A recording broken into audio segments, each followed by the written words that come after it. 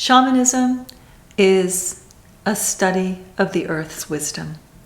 And every culture has their own methods and their own processes that are shamanic in nature, which bring the wisdom of the earth into the group through the vehicle of the shamanic practitioner.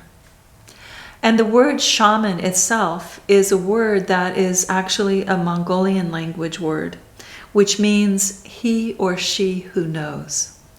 And what the shaman knows is how the unseen affects the world of the seen.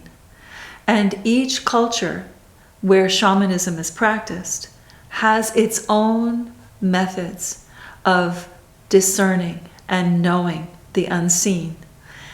And the really interesting thing about shamanic practice is there are many commonalities to the wisdom that emerges through the different cultural lineages. And you have cultures which have been on the planet at completely different times, completely different places, that have similar practices.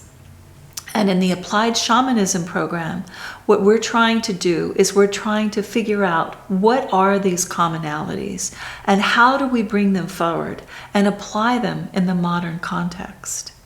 And so it's important to understand that as applied shamanic practitioners, we very much respect the individual cultural ways of listening to the earth and the individual cultural sets of rituals and processes that are involved in bringing forward this wisdom. But at the same time, we are not trying to say that we are trying to mimic any particular culture's way of bringing forward that wisdom. We feel that the earth's wisdom belongs to all of us. And in the modern context, we as modern humans actually have different needs. And the wisdom of the earth is brought forward in this context in a different way in applied shamanism. And there are certain healing techniques that you find in every cultural context that we bring forward in the applied shamanism program that are distillations of the wisdom that has been found in all these different cultural contexts.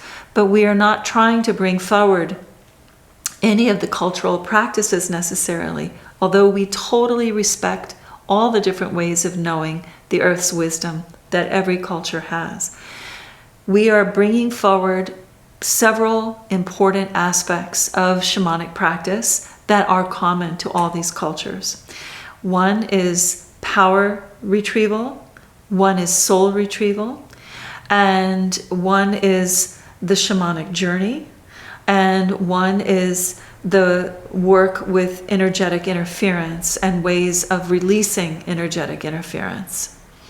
I'd like to actually start with the journey, because the journey is something that is very, very important, and it is something that is an essential aspect of many shamanic practices.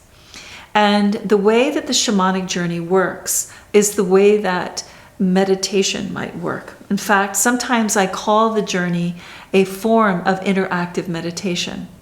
And the way that the state of consciousness is altered in the journey is a little bit different than the way the state of consciousness is altered in meditation. But the goal is the same, which is greater self-knowledge and greater connection with inner guidance. So in the journey, the state of consciousness is altered through some kind of sound, a repetitive sound such as a drum or a rattle or chanting. And this sound creates a focus of attention for the usual state of consciousness to shift. And as this usual state of consciousness shifts, the individual can begin to perceive and understand phenomenon arising internally that they may not be able to perceive or understand with the ordinary state of consciousness. And shamans have worked with the processes of the shamanic journey, working with sound to alter their state of consciousness in order to connect with what in shamanism is called a helping spirit.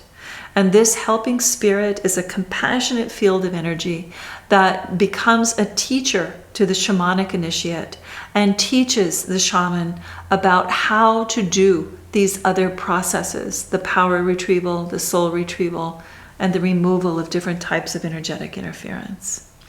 So it's through the shamanic journey that the practitioner steps into a relationship with these forms of universal power that in shamanism take the form of nature. And it is through these guides and these teachers that the modern person learns about how to step into a greater place of self-empowerment and to be able to learn how to take their own place in working with the forces of nature in the modern context. Now, when we're talking about power loss and soul loss, we're talking about descriptions of imbalance that you find in many different cultural contexts. And I'd like to describe power loss and soul loss and talk about some of the symptoms of each one of them, and then talk about the remedies. And in power loss, you have an experience where someone has been exposed to some kind of negativity. This could be a negative voice within them. It could be a negative voice outside of them, such as a critical parent. Or it could be a situation at work where they're really not able to meet their potential in the way that they might have liked. Or it could be any other kind of situation that they really can't escape from, where they are losing power. And this can happen over a period of time. And when power loss occurs, a person will often experience a kind of depression, or perhaps a suppression in their immune system, or perhaps a kind of low-grade anxiety, or some kind of just lack of motivation. And these are the kinds of symptoms that may indicate some kind of power loss. I'm not saying that everyone with these symptoms has power loss. I'm just saying this is a possibility. So the way that a shamanic practitioner would approach the remedy of power loss is through power retrieval.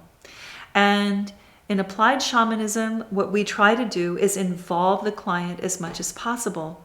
So when a person has come for help for remedying power loss, we would ask them to focus on that place of power loss, however they experience it.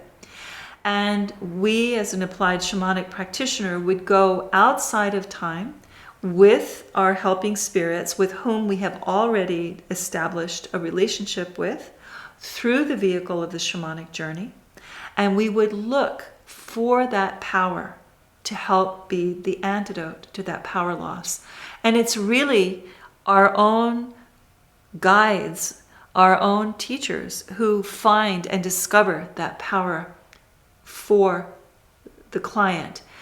As in all shamanic practices, the shaman is really acting as a conduit for this universal power and really channeling this universal power into the affairs of people. So when the power is found by the shamanic teacher, the shamanic practitioner brings that source of power back from non-ordinary reality and blows it into the energy system of the patient. And in applied shamanism, we take great pains, again, to avoid disempowering the client by simply saying, this is what happened. What we want to do is we want to involve the client in integrating and forming a relationship with this source of power on their own. And so we have a guided meditation where we bring the client into contact with that source of power, and they can then develop a greater sense of empowerment through applied shamanic practices. Now, the other form of healing that I want to talk about is soul loss and soul retrieval. Now, soul loss happens in a slightly different way than power loss. It happens generally in response to some kind of trauma.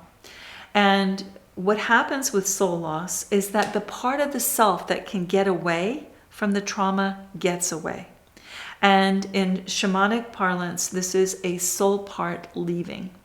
And you may have noticed when a person has been in a car accident or gotten saved from a fire and they're outside watching the fire burn, that they are kind of in a state of shock. They aren't quite all there.